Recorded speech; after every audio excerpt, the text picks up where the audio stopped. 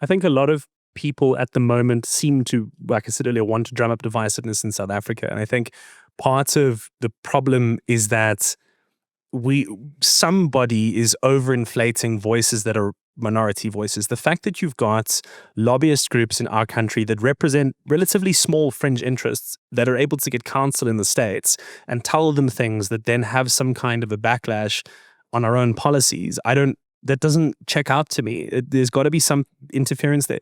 The fact that you can have interest groups in our country saying that it's the failures of the ANC that led to the 30% trade tariffs implemented against South Africa. We had a Mzeg's Kitchen burrito meal, like our breakfast meal, that grab and go for the hustlers. So let's hear what Nick HAMMAN thinks about our burrito. It was legit good. So it was marketed to me as something you can hold in your hand and eat on a hangover Monday. And I explained that like my hangovers aren't exclusive to Mondays. But it was dope, dude. I really like the idea of like taking South African flavors and putting them into dishes that we've heard about from overseas and like elevating them in that way. Everything was like fresh and tasty and like beautifully toasted and all of that. But the flavor combination was nice. And there's a bit of a chili kick in there as well. I'm going to make my own video about it. So it's basically, we call it it's a Monday burrito to heal the hangover the next day. You can have it hot. My hangovers aren't exclusive to Mondays. So then you could have this any day. I'll get it up when you guys launch as well. So we'll do it like that. Yeah, we're launching Good Friday. We're launching, Thank you, man. Well, we are very excited because Easter is finally here. This is the Easter weekend, guys. Good Friday is literally 2 days away from today, and we'd like to say we are officially open as Mzeg's Kitchen. We are open!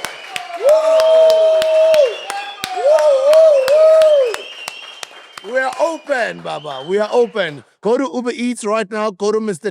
Delivery. When I was growing up, it was called Mr. Delivery, but it's now called Mr. D. Go to Mr. D. Go to Spaza Eats. We're going to be very soon on Swiper, but we are now available. Go check out our menu right now. Let us know what you think. And as you are getting your deliveries, make sure that you post us on all your social media platforms under the hashtag Mzeg's Kitchen. Check out the menu, see what you like, and give us advice on what you think we can improve on, what we can make better. Every startup, when it starts, it's got some teething processes. There's some mistakes here and there. But with your help, your support, your guidance, we're going to grow. And I don't have any doubt we are building a very massive business because the feedback has been massive. It's been positive. It's been crazily amazing. South Africans love this guy called Mzegeze. You guys love him. We love him too.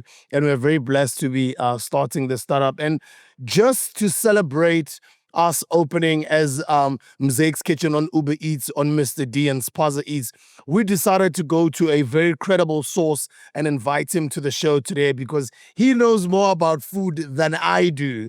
And he's visited more food spots in the country than I have. He's a media mogul. He's got experience on radio. He is a colleague because as I do my Radio 2000 morning radio show, he does his 5FM morning radio show on the other side. He's got years of experience on radio. He's an entrepreneur as well. He's in marketing. He just loves people. He changes people's lives. He empowers local businesses. And he's also crazy about local businesses just like I am. Ladies and gentlemen, welcome Nick HAMMAN!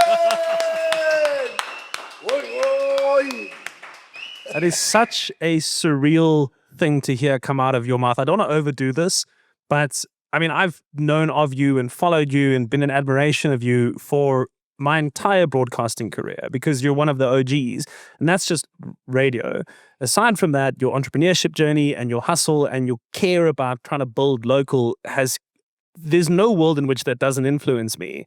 So to be sat opposite you and you trying to hype me up is wild. So thank you. Yo, Nick, bro. Those are humbling words. I appreciate it, my brother. May God bless you. When I sit next to you, I see the possibility of what South Africa can become. And the reason why I say so, not only because of your colorful resume, because before we started this business, for a solid 2 to 3 months, we've been going to different spots, trying out different foods, trying out different menus. And a lot of the places that we went to is places that we saw on your social media platforms. So crazy. And every time when we're in place, I'll give you one example. Let's give them a plug. Half Clash, Masaka Aslami, Yeah. Mitre, the Ivory Park. They do really good food. When we sat at Half Clash and I sat down with the owner, he was excited that I was there taking pictures or whatever. But I was just congratulating him about his business.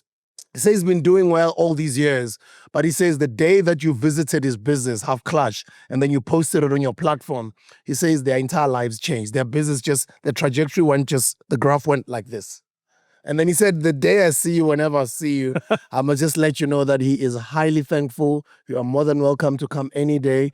You've changed their businesses for a successful trajectory. And for me, I can only imagine how many other businesses that you're doing that for, based on so many businesses that you post every week on your platform. So the fact that you're impacting and changing lives, bro, congratulations. Thank you.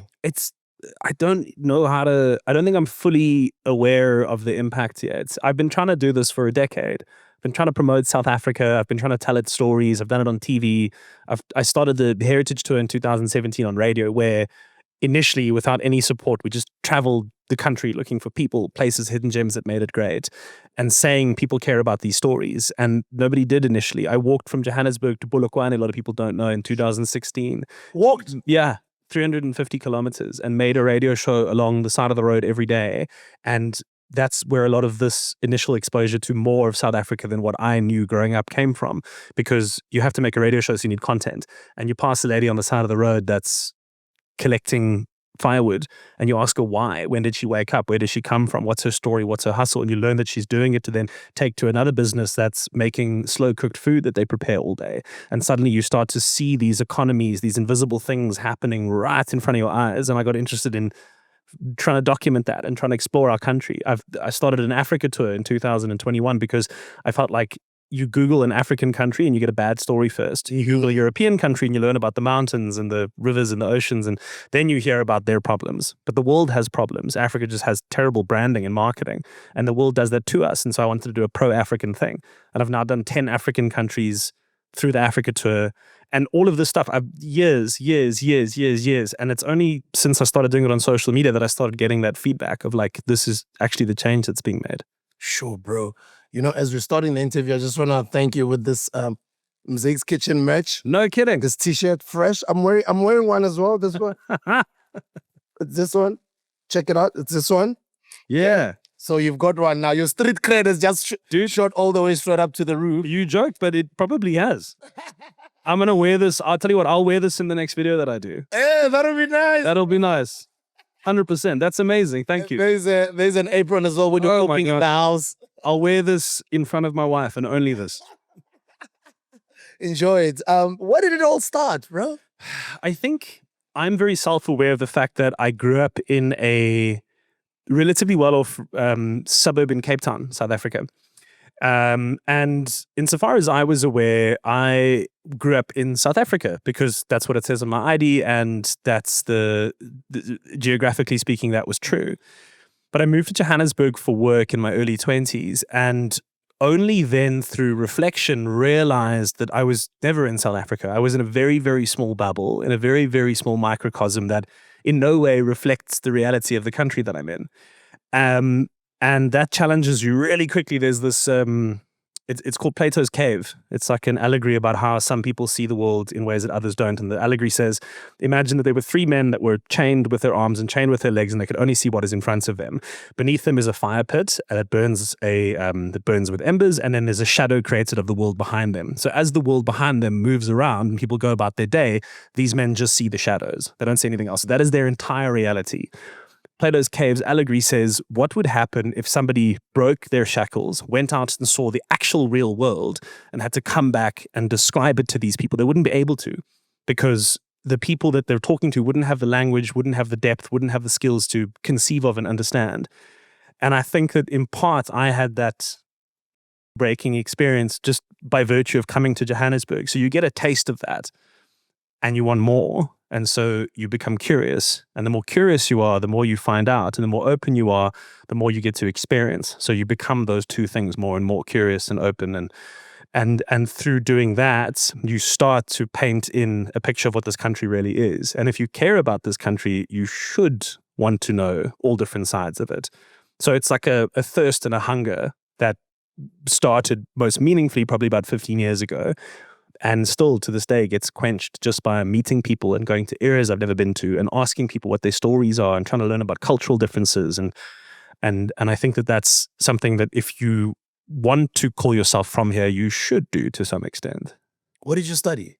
Politics, philosophy, English, all the stuff you could probably get on Wikipedia.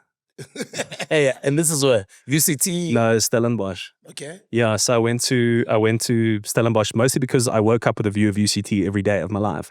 And so when I was 18, I wanted to spread my wings, but not too far because laundry is expensive. So I went to Stellies and I studied there. Did BCom because I was fearful that I wasn't going to get a job if I didn't. And I lived in a house with people who did, and my brothers did also do that, but I hated it. And so when I was at school, I was into drama and music and debating. And suddenly I was in varsity and all these passions were just gone. And one day I saw an advert for a student radio station. They're called MFM. And I thought maybe that will be an outlet. And I went, and within a few weeks, just by hearing, and you'll understand this as a broadcaster, just by hearing people with experience talk to me about what the magic of radio really was, there's nothing else in the world like it. Something clicked in me. There was this it's a drug I've been chasing since I first got into radio, but there's nothing else in this world that is as creative and imaginative and as impactful and powerful as the ability to say something into a microphone to an audience that you can't see.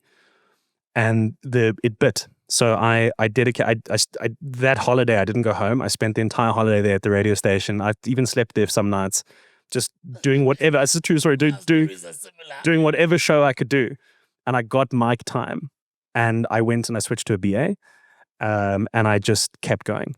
And I haven't stopped going. And everything that I have, I owe in some way to radio. Everything in media that I've done since. So from MFM, where did you go? MFM, I went to Good Hope FM. They poach you. Or I won one of these DJ search things. Oh, search. I say yeah. Well, I didn't when I was running up, but yeah. But it's like you go into a mall and you must do a link. Yeah. And then if you have a clear voice or a big voice, everyone's like, yeah. And I won that. And then I did 2 to 6 in the morning and then weekend breakfast. I started with 2 to 6 as well. It's not at YFM. I was my graveyard slot. A lot of listeners. Yeah. But I went and was able to meet a lot of people that mentored me in the industry. I was at Good Hope FM and I got a call when I was in the library at Stellenbosch from Tim's uncle, who said, "Hey, we've been watching you and we want to bring you on to 5." And so I did, and this was in 2014, and it was around the time that Gareth, who I massively looked up to then and still do now, was toying with the idea of going off and starting his own thing. And so when Gareth left, they then tried this rebranding of time slots at the SABC. So they did a 5 to 8 breakfast show and then a little 8 to 10 show, and then they continued as normal after that. So I got that 8 to 10 gap after Fresh. Did that for 2 years, did 9 to 12 for 5 years, did Drive for 4 years, and now Breakfast for a year. Breakfast radio on 5. It's too early. You've never done morning show before, right? No, not like this. Yeah. Not like I've done weekend breakfast, but I don't know if you experience it similarly. But I get into trouble quite often. I was actually told the other day that we increased the BCCSA complaints by they said 400% since our show has started. What do you do, bro? What are you talking about? So I have this philosophy that the way in which radio can still win now in this very crowded media landscape is to do stuff that it's very easy to just speak and not say anything. Radio is the one platform where you really have to be actually saying something, and saying something requires vulnerability. You know the difference. You and I, we're both broadcasters. We could do this entire podcast without ever thinking. It would be really easy. But when you think and you take risks, humans know that. They know the difference. So we get in trouble. We do this feature called Bet You Can't Find. We say, I bet you can't find people that have this thing or don't have that thing. I think the first thing we got in trouble for, I don't know what kind of podcast this is, but I mean, we tried to look for the biggest penis in South Africa. Mandingo. Lexington Steel. Yeah. But the funniest thing was women calling and just being like, these men are lying. There's no ways that any of this is true. And so it's a lot of stuff like that. Like we push the boundaries in terms of what we think we can get away with. But it's not to offend people. It's just this is the stuff people talk about. These are conversations people are having at Bry's. And so why pretend on the radio that we aren't humans? Like, I want to do just as much as that. Yesterday's show was 3 hours at Soweto's first school for autism, Nice. trying to raise R1 million. And that's hard-hitting, heavy, long interviews with mothers, with sisters, with educators about like real stuff. And then we'll come on air the next day and we try to see if, some women can, and again, I don't know what kind of podcast this is, so forgive me, but women can make themselves, they can like create farting noises through the front. So we got a woman to do that on air. On air for us. Yeah. And it's like fun, right? Because people are sitting there, they're going, there's no ways. We've got Aliswa, who's our sports reader. We got her to clap her breast. Olizondo, Yeah, on air the other day. Yeah. So it was like, we put her in a different She was studio. clapping her breast. Yeah. Because it's fun, and it's interesting. I just told the donut. So that side of my life, that sillier, I like that. And I think radio needs more of that. And so, yeah, that's breakfast radio. The point I was getting to answer your question, you can't hide on breakfast radio. I would have done that in the afternoons and no one would have cared. You do it in the morning, bro. You get the complaints. Hard. The amount of emails I have to read. I know, bro. I mean, I grew up under DJ Fresh, Fat Joe, Road Boy Paul, Bad Boy T, Kabzela, the YFM crew back then. All legends. And I was just the last born at the time, just a young kid, just watching all these guys bring strippers in studio. Yeah. These guys, but But the nonsense that was you've been in trouble. I've been in trouble a lot of times, bro. Same here. I got a lot of complaints at BCCSA, right? Because I come from that generation. Yeah. But that's the thing about radio, though. But what makes it different from other mediums? I think it's the fact that, there's the historic reason that it's never been able to be replaced because, you can't read a newspaper in your car and you shouldn't be scrolling on your phone in your car and all. But for me, it's the fact that it's an opportunity to have a collective conversation. So if you think about it, like Game of Thrones, right? The show was probably the last show we all watched. And what I mean by all is the fact that it was a cultural moment that people waited for the episode to come out and then it became news. It was pop culture news. The blogs spoke about it. The radio shows were compelled to talk about it. Whether you watched it or not, it was an anchor of pop culture. Yeah.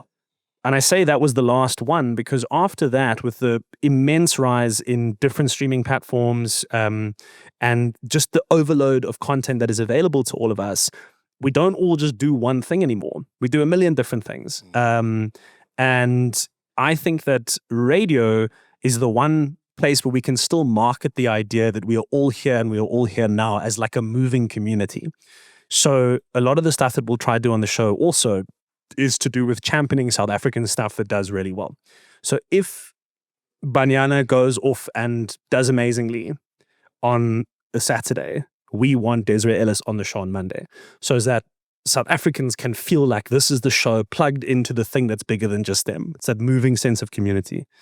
And that, I think, is radio's uniqueness, the ability to do it in a nuanced, real-time way, because you can say in 5 minutes on radio, you can say way more than you could ever say in a blog post or a podcast because you're reacting in real time and there's no opportunity to take your words back. What you say now is what is in perpetuity going to be what exists.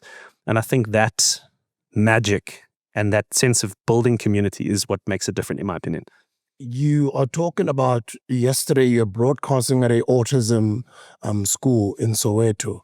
And when we started, I told you about a place that I went to because of your post, because of you. And the testimony from the owner is that their business shot up just after you posted them. And before we started recording, you were showing me other stories as well. Yeah. And you're chilled about it. But you're changing these lives. And clearly, you're also doing it on the radio. Where does that come from, that sense of community and wanting to impact people's lives positively? Look, I think the world is what you choose to see of it. But if you're blind to reality, you don't have a real sense of humanity. You can't live in a country like South Africa and not understand that we're plagued by very serious problems that the people who suffer from them didn't choose.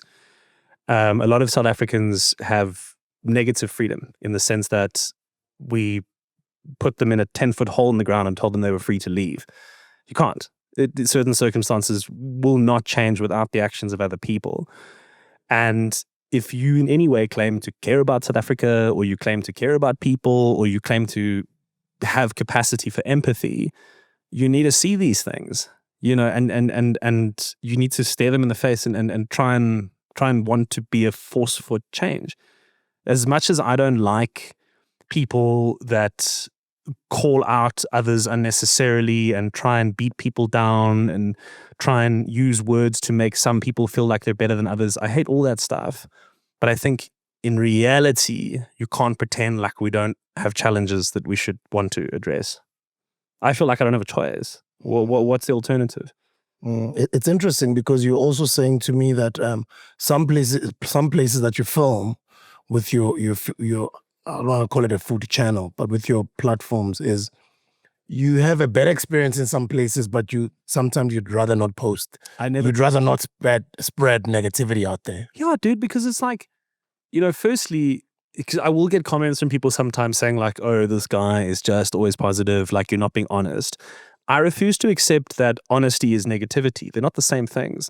I make a conscious choice to not post bad experiences that I have, because if I have been able to shut businesses down because they've run out of stock, and I've been able to take people from home businesses into shopping malls, and I've been able to get people from, we had a story, one guy who's now franchising art, and imagine if I did the opposite to somebody. If everything that I'm saying is that I want to build and I want to create opportunities, now for the sake of appearing authentic to some people, I want to destroy businesses.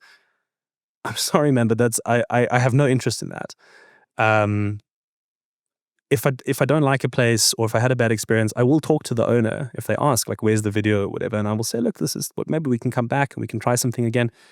But at the point that I'm at now, community drives where I go.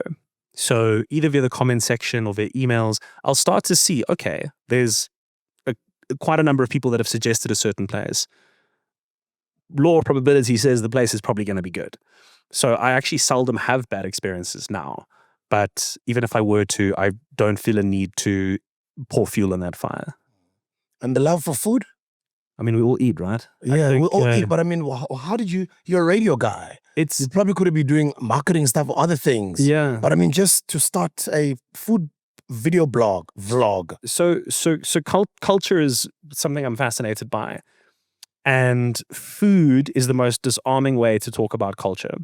A lot of the time, for various reasons, people don't want to have cultural conversations, either because they're scared they're going to say the wrong thing and offend somebody, or they think that it's this tired, we've done it already conversation. There's this like fatigue people have. You know, it's the same thing of like when people hear world music, they think that it's this like, I don't know, but it doesn't have the sexiest place in the psyche of a lot of people talking about culture. But if you put a plate of food in front of that conversation, people are willing to have the chats. And I found that that's a really healthy way of doing things. So if I go, for example, and I do like at Half Clutch and Yama Intloko, it's not just some guy eating fatty head meat of a cow. It's the whole, well, where does this food come from? And what does it represent culturally? And what is it to people? And those chats happen in my comment sections. You know, we did Mohoru in the North the other day, which is trying to take traditional classics and elevate them. And as much as the conversation is about looking at the food. At Riverside, right? Yes. I went there also because of you. Ah, dope. And then I started seeing I was Java musician. Java went there and I was like, so like a weird thing about me is like, actually, I listened to like a lot of that music. And the other day, Big Zulu was at the SABC. And, you know, he like famously almost exclusively speaks Zulu. And like, I'm not very competent. And I so badly wanted to go and talk to him and be like, hey, I'm a fan. And I was just thinking like, he's going to have no idea like what's going on. I'd be like, no, I'm kind of in media, but you probably don't know who I am. But like, but anyway, so the conversation we had there, because food allowed us to have this conversation, was how do we get South Africans to think differently about how we price our so-called traditional foods? And again, even just saying traditional foods bothers some people and empowers others. But the point we were trying to make was, if you look at pizza was what they call, for lack of a better term in Italy, it was a peasant food, meaning it was the food of the common man. If you think about it, it's flour and water and it's like basic ingredients.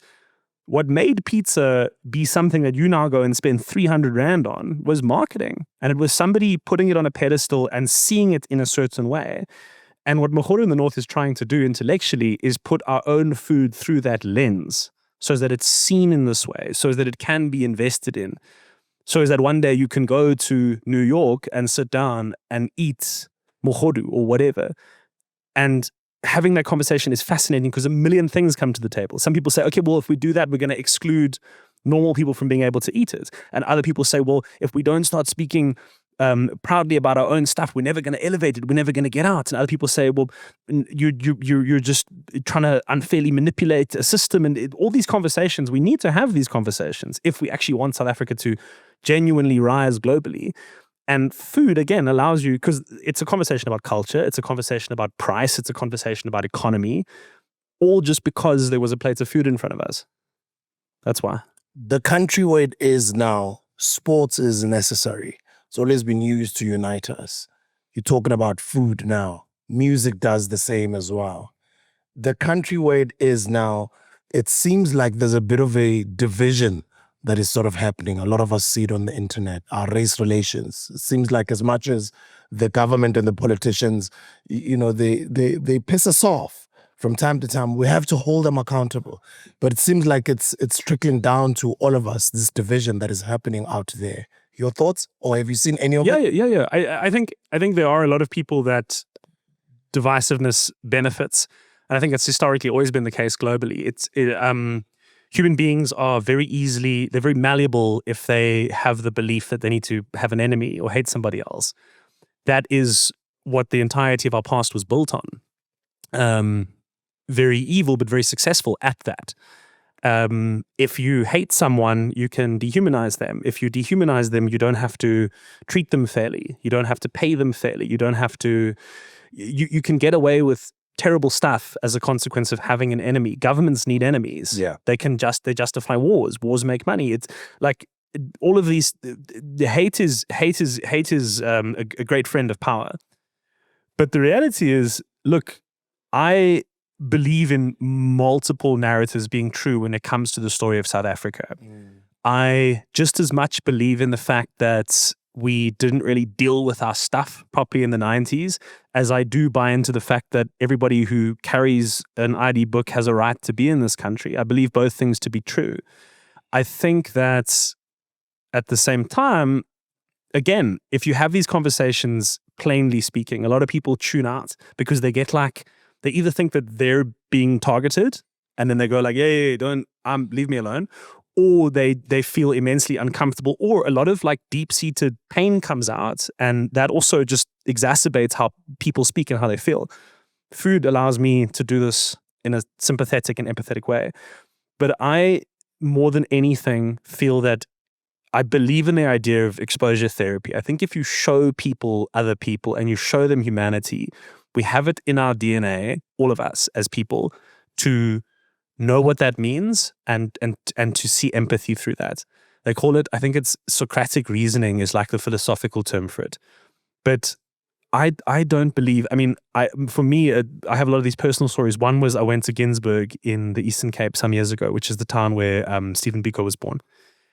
And they took us to his house, which is like a tiny... I've been to that house. Bro, Ginsberg in general, you blink and you'll miss the whole place. Yeah. It's like small and it's seemingly inconsequential. And I stood there in Biko's small little house. And because we'd just done a tour and they'd given us the whole story and it was fresh in my mind, immediately I have this thing where I go, there was somebody that came from this tiny place, this blink and you'll miss it town, whose ideas in their head were so radical that the apartheid state killed him. He was considered so dangerous and so powerful that they killed him. And what that did for me is it made me realize the potential for greatness is in everybody. Because if it came from that small blink and you'll miss it town, in a tiny home in there, it can exist within everyone. And what kind of a world do you want to live in which other Bikos, other brilliant minds, other great thinkers, other immense entrepreneurs aren't found? And if you live in South Africa and you say all the things that a lot of people love to say, we are talented, we are brilliant beyond measure, we are powerful, well, then you also need to acknowledge that a lot of people don't have the opportunities to actualize their brilliance, and you should want to change that. So I do it through exposure. As I said, me going to half clutch, like I am self-aware that like there's not a lot of white dudes rolling in there, but making that video and being proud of the fact that I consider this part of the South Africa that I live in, I think it does do something to normalize it, and it does do something to make other people that maybe weren't interested, maybe make them curious, maybe make them go there, maybe bring money into Ivory Park or Tembisa or wherever that the money wasn't flowing into yet. I think that's important. Money needs to move around. People need to see our own stuff as genuinely great. People need to philosophically, emotionally, spiritually, mentally believe in this country, and not in the poster way, I don't buy into the fact that Joel Stransky kicked the ball over the poles and we won the country. I don't buy into that. I love rugby, but I don't buy into that narrative. I think like actual change is a little bit harder and takes a little bit longer. But what's the alternative? Give up? And then what? Do you think that's how we solve this country's problems as the citizens? Because you can see a lot of these politicians have really disappointed us. But what do citizens do? Do I play my own role in my own corner? Do I hold accountable my own local councillor? Do I become like Nick and contribute in my own way, whichever way I can, because I've got influence in my office or wherever I work? What do we do as citizens? I think everybody has a lot more ability to influence than they think that they have. And I think human beings have a proclivity towards positivity. I think people genuinely, if I smile at you, you'll smile back at me. We're wired that way. We're skeptical and we're fearful and all these things, but humanity is quite a powerful drug. And I think that the biggest thing I try and encourage people to do is live in their actual country. There's too many South Africas. There are too many countries within this country, politically, ideologically, culturally, and I understand the fact that every culture, every ethnicity, every race that's in South Africa, I believe, has a right to be proud of who they are and understand they have a unique and separate history. But I think also if you live in a country, you do have to have a nationalized sense of what it means to live in that country.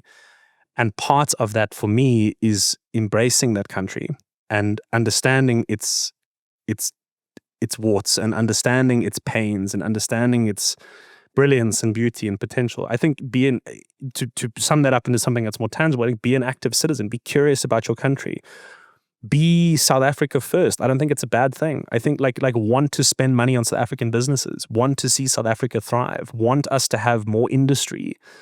I don't think that there's anything wrong with that. That's what the world does. I mean, look at America right now, right? I mean, that's kind of the whole thing.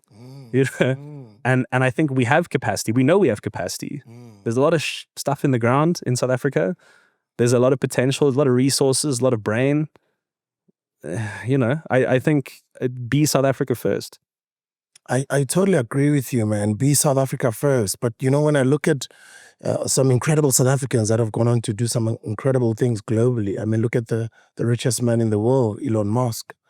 I admired him for many years. And then this year, I get disappointed, through his rhetoric of, I kind of feel he's one of the people that are spreading misinformation to the world and being divisive. And sometimes people like that, he's not in the country for him to actually realize the impact and the influence that he has and what he's causing on the ground here at home. Meanwhile, if he would have been somebody else, like what you were talking about, being South Africa first, even though he's no longer a South African, but understanding where he comes from and how important it is for him to play a positive role in selling us positively or somehow, to the world, he would even be making a bigger impact and a bigger difference than he is now, I think. Yeah. Maybe your thoughts on that? I think a lot of people at the moment seem to, like I said earlier, want to drum up divisiveness in South Africa. And I think part of the problem is that somebody is overinflating voices that are minority voices. The fact that you've got lobbyist groups in our country that represent relatively small fringe interests that are able to get counsel in the States and tell them things that then have some kind of a backlash on our own policies, that doesn't check out to me. There's got to be some interference there. The fact that you can have interest groups in our country saying that it's the failures of the ANC that led to the 30% trade tariffs implemented against South Africa, when we know clearly and well how America calculated their trade policy, and it's to do with deficit, nothing else. So a lot of this for me has got to do with, I think we've become very media illiterate. I'll give you an example. So one of the other radio shows, and a great show on 5FM where I work, they did a prank the other day. And it was a good prank. It was a funny prank. The prank was essentially that Munaka, great young talent, who has now left the podcast she was on. Show, Yeah, so the Piano Pulse part of that podcast and chill. Yeah. She's left, she's doing her own thing. So as a prank, they did a radio bit where they pretended she was now hosting the show on 5. Oh, okay. And it was funny. It was cool radio and it was a great little bit. And they filmed it for social media because that's what we do now. We film everything for social media. Yeah. If you watch that clip for more than 30 seconds, you see it's a prank. Pretty early on, they start doing the link and whatever. And again, shout out to all the people involved in it. But you go and you read the comments, and the comments in their thousands, liked in their thousands as well. People congratulating her for joining 5FM. I'm sorry, but you are not watching, and you are not you are media illiterate. Yeah. And that's a content piece that we're doing in a pop culture space. Yeah. But these are the same people that comment on politics, and the same people that comment on race, and the same people that comment on things that matter. We're not media literate. I'm controversial, because the problem is our mainstream media forces listen to these people. It's no secret that journalists get their tired from Twitter or X or whatever. They've done that because, unfortunately, these platforms break news quicker. Voices on TikTok that talk about politics are immensely powerful. They can shift how people think. But as a microcosm of what is happening, from an inability to have a bit more measure behind what you do and what you say, I think we've got a real problem. I think that we're exposing a very, very manipulative side of who we are as human beings, and we're pouring fuel on that fire. We're allowing it to be commonplace. It shouldn't be. I'm an advocate for, I think journalism as a discipline exists for a reason. I think that people have figured out what information is and what news is and what it isn't. Not to say propaganda hasn't always existed, not to say that media companies haven't been brought out by very powerful people for a very long time. But I still think that model is better than an open circus where you don't even have to have watched the video to have made a point about it. I think that's right. I totally get you. A couple of episodes ago, maybe 10 episodes ago, we had Ubobo from Izo, Innocent. And the very beginning of the episode opens up with him acting. He's an actor, good actor. He was one of the actors from Izo. Remember Izo? Yeah, of course. By the way, one of the greatest shows, I think, that South Africa that has come out of this country. So he acts like he's literally drunk. Yeah. He acts like he came to the podcast drunk, but it was just a piece. He was acting. So we put it up at the beginning of the episode. And that piece probably plays for like 20 seconds. And then the episode starts. So if you watch it longer than 20 seconds, you can see he was just acting. Yo, bro. Thousands of people came out at us like a ton of bricks. How do you bring him to the podcast drunk?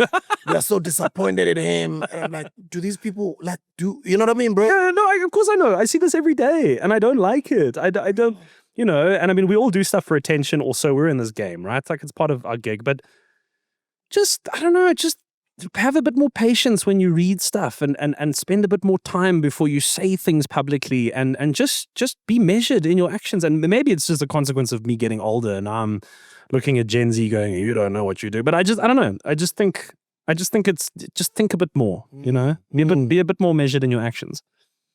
I have to ask you about this one. You grew up in the Western Cape. You're from Cape Town. Yes. You're in Joburg now.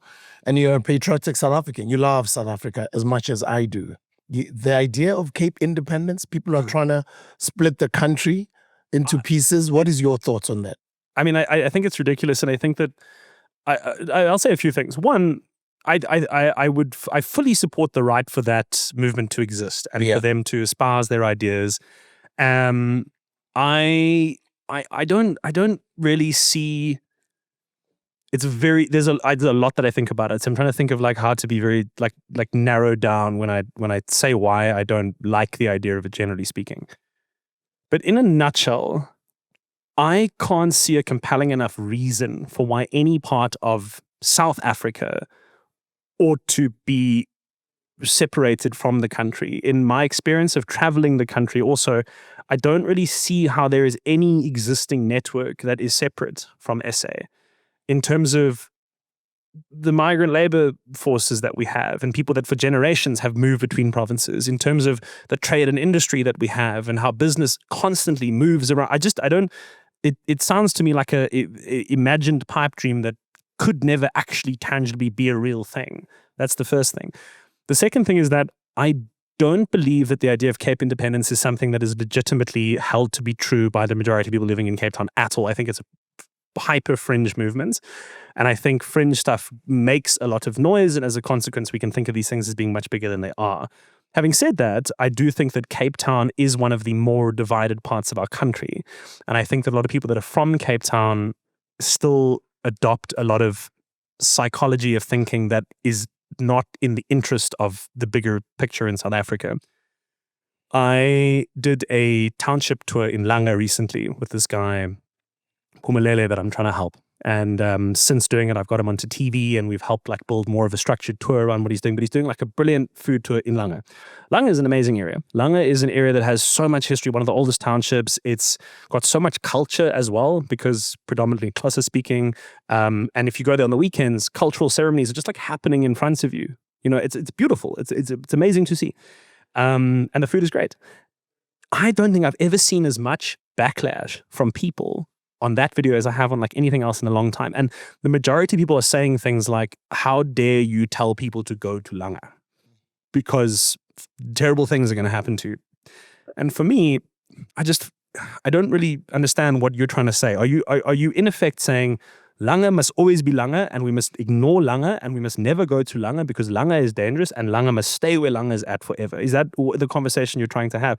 As a Cape Townian who lives in Cape Town, but yet there's an area you just want to ignore. You don't want to go there. Cape Flats as well, like same story. People just no, negative, push down. What do you want? Do you want to have your tiny suburban area where that is where your entire world exists and you never want to get outside of that? That's not living in South Africa. That's not being a South African. So as much as I think Cape independence is fringe, I do think there are ideologies that exist in the Cape that are more pervasive probably than most parts of the country that don't serve the narrative of wanting to be a South African. Your thoughts on Orania? I don't think I've fully landed on what I really think about Orania. And there's a number of reasons for that. I think that the time frame in which Orania was set up is relevant in that I don't think a lot of people that are in the country now necessarily remember and understand all the stuff that was going on in the transition. It doesn't mean that I justify it. It just means that I can fully understand how it came to be. I believe in people's right to autonomy. I would rather people say what they think about things generally. Like if you're racist or you're homophobic, I'd rather you be that. Because then I think we can have honest conversations with each other about why these ideas exist. You have a right to swing your fist, not hit somebody else in the face, of course. But I would rather we had open conversations. And I think Orania has got very good at semantics, and they've got very good at giving themselves reasons to exist without being explicit about why I think we all kind of assume they do exist. And a lot of that has to do with being relatively malleable in terms of how you talk about the idea of culture and how you talk about the idea of the right to preserve it versus what that may necessarily dictate from like an exclusionary point of view. I find it bizarre in 2025 that it exists. I don't think about it very often. It doesn't really like enter into because I don't see what difference it would make if the type of people who live there and have that mentality, I don't see what difference it would make if they were in the rest of society or not. I don't see like a overall benefit or any, like I don't know, it doesn't really occupy much of my thinking. But I do find it, gun to my head and answer, I do find it bizarre. And I don't see, the way I think about it is like, could we start another one now? If I was like, no, sick, I want to go have my own version of that somewhere else. And the answer is obviously not. You obviously would never be able to do it. And if that's the case, then it probably shouldn't exist. Yeah, there's so many things to talk about. Unfortunately, we've just run out of time. So I'd love to have you back. I'm like the biggest fan. I will be back whenever you want. I'd love for us to have a conversation, a whole lot of other things. And then another one, I'd love to have you on my morning show. Yeah, well, that's going to be tricky. I don't know how we're All at going the to do same that, but time. you're just next door. We'll find a way. I don't know if you Play guys a really long breakfast song. in the morning, maybe for that 20 minutes. Oh, okay, yeah. Jump in So, the side, so you know? Fridays 8:30s, we got a mix. I can do that. Okay, maybe we can do that. Yeah, we'll find a way. Okay. But let's make it happen. Come to the radio show. You're more than welcome to come again here. There's a whole lot of other things I want to talk to you about. Cool dude, man. Thank you for changing people's lives. Thank you for being the person that you are. We love you, bro. I appreciate And it. yeah, awesome example of a typical patriotic South African. I feel the same about you, so thank you. Thank you, bro. Oh, and by the way, before we started shooting, guys, we had a Mzeke's Kitchen burrito meal, like our breakfast meal, that grab and go for the hustlers. So let's hear what Nick Hammond thinks about our burrito. It was legit good. So it was marketed to me as something you can hold in your hand and eat on a hangover Monday. And I explained that like my hangovers aren't exclusive to Mondays. But it was dope, dude. I really like the idea of like taking South African flavors and putting them into dishes that we've heard about from overseas and like elevating them in that way. Everything was like fresh and tasty and like beautifully toasted and all of that. But the flavor combination was nice. And there's a bit of a chili kick in there as well. I'm going to make my own video about it. So You don't know what you're gonna do to our business, bro. Thank you. You And don't I'll- understand. We'd be so humbled if you do that. I'll bro. get it up when you guys launch as well. So we'll do it like that. Yeah, we're launching Good Friday. We're launching. It's gonna Thank be, you, It's going to man. be a good Friday. Continue doing what you're doing, bro. Thank May you you. continue impacting more lives. May you be blessed. And we love you. See you soon. Thank you. Yes. Ladies and gents, Nick Hammond. Danko. That was beautiful, bro. Thank you.